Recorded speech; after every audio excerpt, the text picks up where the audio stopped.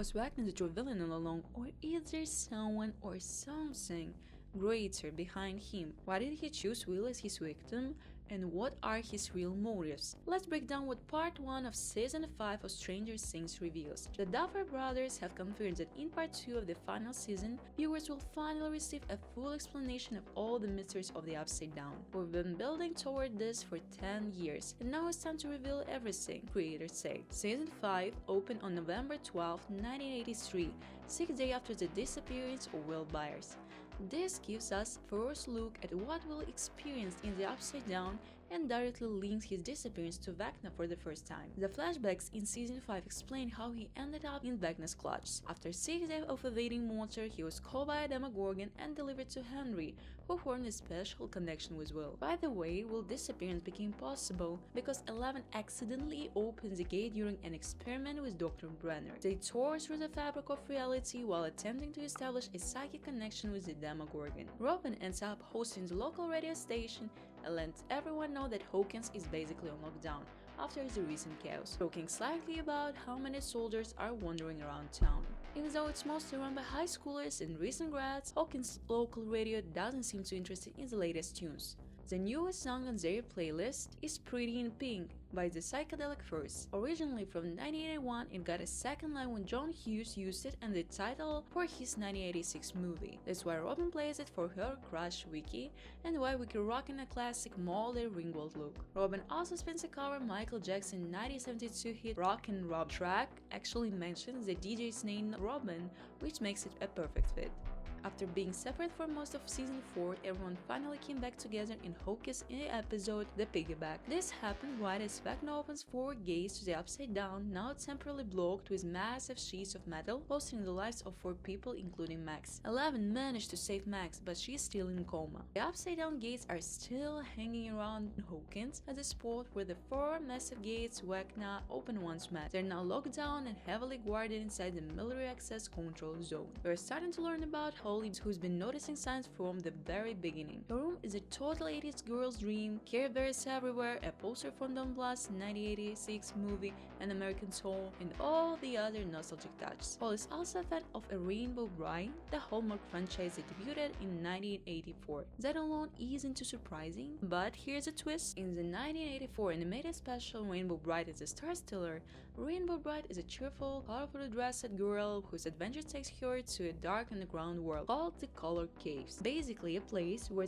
everything is upside down. Who knows, maybe Holly will even make friends with the flying horse in this season. By the end of episode 2, we learn that Holly's imaginary friend, Mr. Something, isn't imaginary at all. Inspired by Time Break, Mr. Something is actually Henry Creel, appearing only in Holly's mind, which is why no one else can see him. And when Holly gets kidnapped, Wagner traps her in psychic prison, showing just how dangerous things are getting. Interestingly, the episodes dealing with Holly and Will's disappearance even share the same title. We see this world through what feels like Henry's memories of his childhood home. There he tells Holly he's protecting her from monsters she treated like a princess. Holly thinks she's safe, but Mr. Something, now revealed as Henry, forbids her from entering the woods, warning that the mortals live there, and then leaves on important business. Through a letter, Holly eventually reaches Max, who's been in hiding for a long time. Holly's appearance gives Max a glimmer of hope that rescue might finally be possible. It's also fascinating how the show was in Time Break here. Vecna's mind is compared to Kamazot, a planet from the novel where Max's father is held captive by an evil entirely called it. In fact, the 6th chapter is titled Escape from Kamazot. Linda Hamilton is Dr. K. Starting with Winona Ryder, Stranger Things has a habit of bringing 80s stars, often casting them in roles that are the opposite of what made them famous.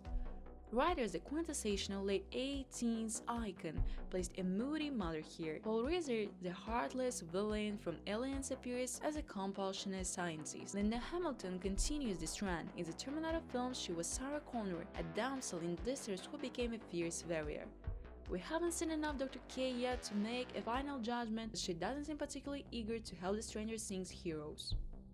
In fact, she appears to be the driving force behind a lot of the reckless meddling with the Upside Down. Sharp-eyed viewers might have noticed that Joy's Oklahoma play with Henry Creel in the lead premiered on November 6, 1959. Sounds familiar? Yeah, we thought so too. Stranger Things, the first shadow reveal is that when Henry moves to Hawkins, he attends school alongside Hopper and Joyce, which results the season always claims they were classmates. Joyce and Hopper are directly responsible for the town blaming Victor Creel, Henry's father, for the murders of Virginia and Alice Creel, Henry's mother and sister.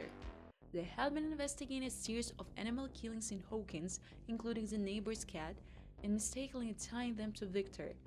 In reality, it was Henry, under the corner of the Mind Flayer, who killed the animals, his mother, and his sister. In the play, Henry's descent into madness is linked to the Nevada experiment, which in this universe was government attempt to replicate the completely random interdimensional travel carried out by the USS Eldridge in 1943, with Dr. Brenner's father on board. One of the biggest revelations of First Shadow is that an employee of the Nevada experiment defected and left their equipment in the Rachel, Nevada caves, where Henry and his family lived before moving to Hawkins.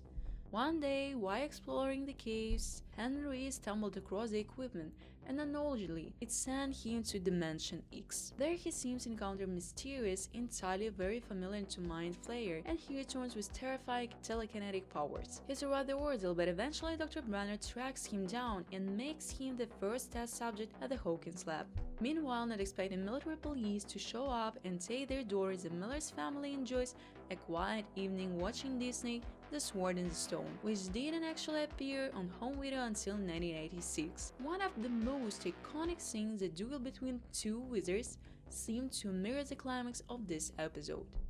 The Duffer Brothers have been hinting that Will might have special abilities since season 1, and fans have been speculating about it for quite some time. Much of this story comes back from Will's D&D character, Will the Wise, and there are several key references that back it up. In their D&D party, Will plays the Withered, or Mage, as Eleven's group usually calls it, which fans believe could be tied to his connection with the Upside Down. Wizards in D&D develop their powers through secret magic, learning to cast increasingly powerful spells. In season 1, Joyce recalls Will drawing Will the Wise, shooting fireballs at enemies, one of D&D's signature spells.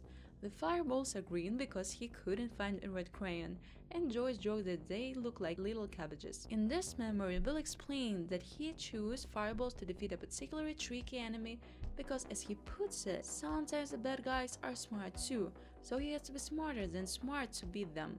Another spell commonly used by wizards is Magic Eye, which lets the casters see places they aren't physically present. But when Mike tries to convince Will that he might actually have magical abilities, Will points out that while he's a wizard in the game, in real life he's more like a sorcerer. The key difference is that wizards learn their magic through study, while a sorcerer's powers are innate. And here's the kicker, the episode is literally called The Sorcerer. After Holly's disappearance, Will discovers that his first vision was connected to her. He was seeing events through Holly's eyes, but also through Vecna's. He even saw through the Demogorgon perspective when it was heading to the Willer's house. Will is directly linked to the collective mind, giving him a terrifyingly intimate connection to everything happening around him. I really love the storyline when Robin helps Will embrace himself and find his own power independent of crushes or the outside world, and it works beautifully. Robin not only has great taste in music, but her knowledge of classic films show that her time spent in the video rental world wasn't wasted.